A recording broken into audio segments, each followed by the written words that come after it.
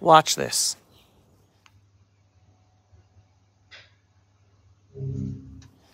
That was an explosion outside of Prime Minister Netanyahu's house last night. Now, I want you to understand that every day we are seeing more and more headlines about court cases against Netanyahu, violence against Netanyahu, and crazy actions or inactions from our justice system. Just a few weeks ago, the son of a major Israeli newspaper was arrested for having in possession the exact explosives that just exploded outside of Prime Minister Netanyahu's house. And the man admitted to the authorities that he planned to use them to fire them at Netanyahu's house. Yet the judge released him, saying, and I quote, "It must be understood that he had those explosives as part of his protest," end quote. And then we have major media personalities poo-pooing this event and instead saying this. יריב לוין מציע לכל חברי הכנסת מהקואליציה ובכלל לחזור לחוקק את הרפורמה המשפטית. זו המסקנה שלו מהאירוע הזה. למה? כי איזה טמבל ירה פצצת תאורה על בית ראש הממשלה, אז צריך לחוקק מחדש את הרפורמה המשפטית? Can you imagine a judge making a crazy, wrong judgment based on a political agenda and not needing judicial reform? And this is just one thing out of many. So I want you to understand what in the world is going on in Israel right now. Bottom line, there are powers in Israel that have been working for years, decades, to topple Netanyahu and his governments and to stop them from making necessary changes and improvements to Israel so we can stand up for ourselves. And they are now working in turbo mode to ensure that Netanyahu's government is not in power together when President Trump becomes president in January, because they are scared out of their minds about the amount of good that Trump and Netanyahu will do together to strengthen Israel as a proud Jewish state standing up against our enemies. It sounds warped and strange, but it shouldn't be foreign to people who understand what has been transpiring in America under the Obama, Biden, Harris administrations all these years against Trump. So now stick with me for the details to understand it even more. Boker Tov, everybody, from the beautiful Judean Hills. With this beautiful sunrise behind me in the ancestral Judean Hills this morning, I want to share with you some hard truths about what's going on behind the scenes in Israel's fight for survival while we fight this existential war. So, while we're fighting enemies like Hamas, Hezbollah, Iran, and their terror proxies around the Middle East, we're also up against a powerful enemy at home. A deep state within Israel that's undermining our fight and targeting Prime Minister Netanyahu and his government. This is more than just politics. It's a battle over the very future, over the soul of the Jewish state of Israel and Israel itself. Now, let's talk about what we mean by the deep state. This isn't some conspiracy. It's a network of unelected officials embedded in the government, military, intelligence, justice system, and the media who operate independently from elected leaders. These forces pursue their own agenda and exert influence in ways that block the will of the people. You have it in America. The deep state was after President Trump for years and is still after him now that he was reelected. So here in Israel, this deep state is doing everything it can to stop Netanyahu, weaken his government, and ultimately undermine our ability to win this existential war and protect Israelis. First of all, look at the blatant double standards in our justice system. And I'm just going to give you a few of the examples. Recently, former left-wing activist turned anti-illegal migrant activist Shefi Paz was imprisoned for standing up for her cause and writing graffiti on a wall. Meanwhile, anti-government protesters who've disrupted public life with extreme hostility and violence and graffiti during both the judicial reform protests and this war, they walk free. The hypocrisy is appalling. One rule for those who align with the establishment elite deep states, and another for anyone who supports Netanyahu and the government. This selective enforcement shows us the justice system isn't just failing, but being manipulated as a weapon by the deep state. Sounds familiar to you in America? As Cabinet Minister Yitzhak Wasserloff in the Israeli government has said, quote, "The Israeli public knows that it has a two-tiered justice system.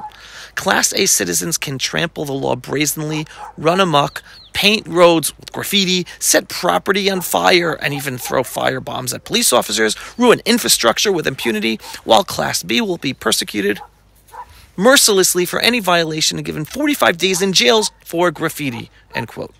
whereas Simcha Rothman, chair of the Knesset's Constitution, Law and Justice Committee and a leader of the judicial reform, described a reality in which, quote, in Israel, you're punished for belonging to the wrong side. If you're on the right side, you can document yourself spraying graffiti from multiple angles, featuring incitement, knowing you're safe. Because in Israel, what matters is not what you did, but who you are, which side you are on, end quote. Now let's go to a different issue. There's the IDF Senior Command, with the guy at the top, Herzi Halevi, Chief of Staff, which has allowed senior officers in the IDF who publicly called for the Army's destruction through mass refusal to serve, right, the Brothers in Arms movement, Achim L'Neshek, even if war broke out.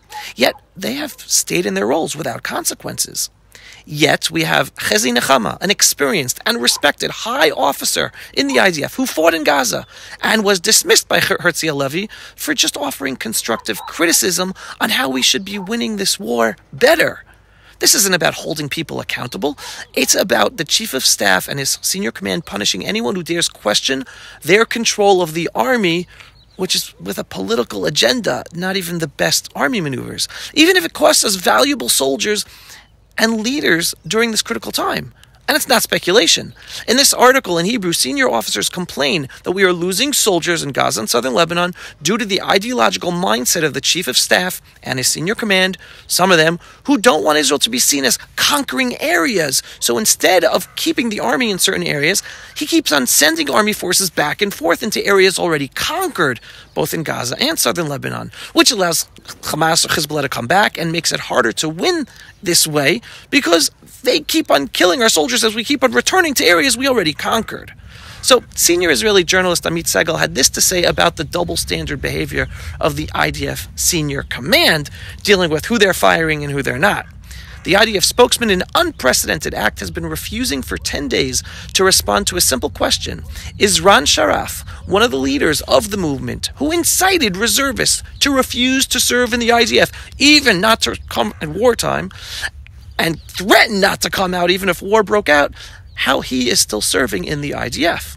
Well, the reason the IDF spokesman refuses to respond, in complete violation of his legal and public duty, and despite repeated daily requests, is that the IDF is trying to protect Sharaf and hide the fact that he is still serving. Now, by the time of this recording, the IDF finally did respond and say, oh, he will be on suspension until July. Well, it is worth noting that at the same time, the IDF dismissed high-ranking officer Chezi Nechama due to his constructive criticism as a civilian, right? He wasn't even in uniform of the conduct of the IDF senior command in this war. Unfortunately, despite countless attempts, the IDF spokesperson's unit evades an answer and ignores it in order to protect the leader of the refusal to serve movement. That's the Achim L'Neshek, Brothers in Arms, that the Chief of Staff himself defined at the time as a serious threat to security, yet did nothing to stop them in their campaign to get tens of thousands of Israeli soldiers to sign on to refuse to serve. And this is Amit Segal continuing. In my personal opinion, this double standard is a little worse than the IDF Chief of Staff's issue with soldiers having a patch of Mashiach on their uniforms that IDF soldiers are wearing, like me. Then the heads of the army are surprised about the disappointment voiced against them. It's a shame. All right, so that was Amit Segal, Israeli journalist. Now we have Israeli MK Almog Cohen, who said, quote, the Chief of Staff runs the army as if it were a branch of the Arms and Brothers organization, Achim L'Neshek, the one responsible for leading the refusal to serve movement in the IDF. The Chief of Staff, who failed to manage the tragic events on October 7th and chose to remain silent in the face of the whole refusal to serve movement, to serve in the IDF, that called literally for the disbanding of the army from within, yet he made the scandalous decision to remove highly respected and experienced reserve officer Chezi Nechama from service, a brave IDF commanding officer who dared to criticize the conduct of the army as a civilian. At the same time, the IDF spokesman has been ignoring journalists' questions for 10 days about Ron Sharaf, a refusnik, right, who refusing to serve from the Arms and Brothers movement, and refuses to answer whether he is still serving in his IDF unit, and he served and he's still serving in an elite IDF unit. All right, so let's go to a different issue. And then there's the recent so-called scandal, like the horrific defense scandal, where IDF officers are being held in solitary confinement for allegedly transferring documents to the Prime Minister's office. These weren't battle plans leaked to our enemies. They were Hamas documents found by the IDF in Gaza that the IDF senior command did not escalate to the Prime Minister, just as they didn't escalate the warnings and indications of Hamas's infiltration before the horrific morning of October 7th. So some IDF officers, seeing that information was not being escalated again, decided we can't have a repeat of October 7th, have to escalate to the Prime Minister. Meanwhile, senior security officials have been leaking real intelligence to the media, endangering our soldiers and hostages.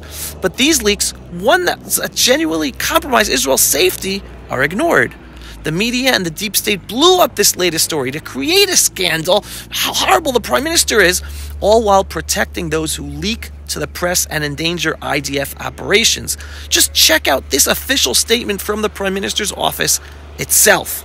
Quote, "It hurts us very much that the lives of young people," meaning these officers are being held in solitary confinement, "are being destroyed with libelous claims aimed to harm the right-wing government," and the Prime Minister himself.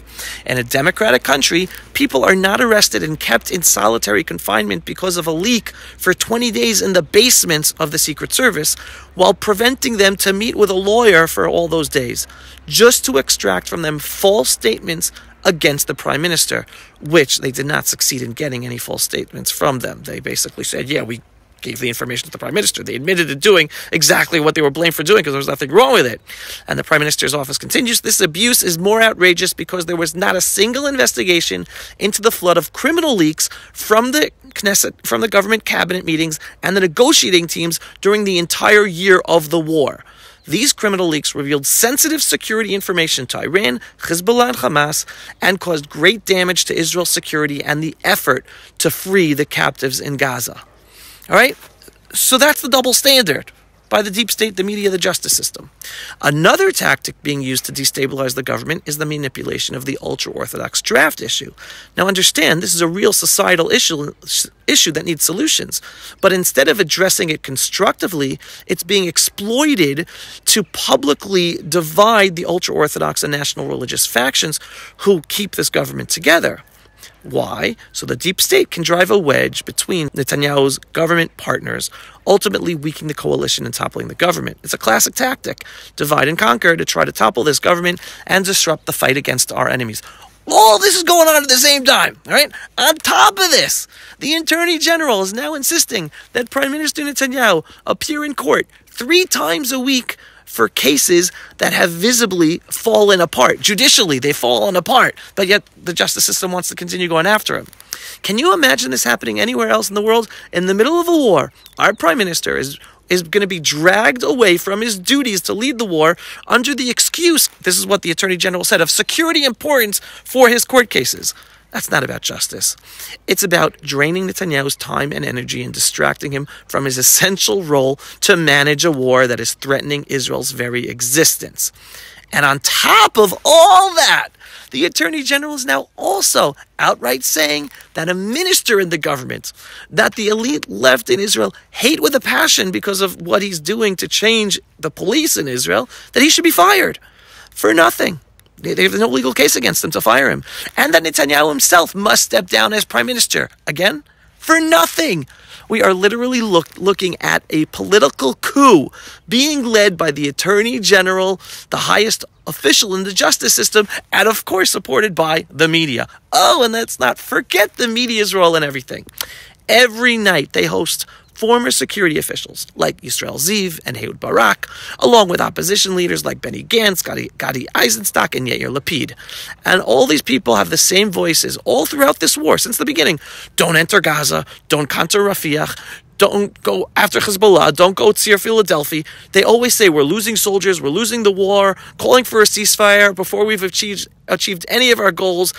And miraculously, these calls to hold back always happen to match the exact demands of the Biden-Harris administration. This has been going on all year. Isn't that interesting?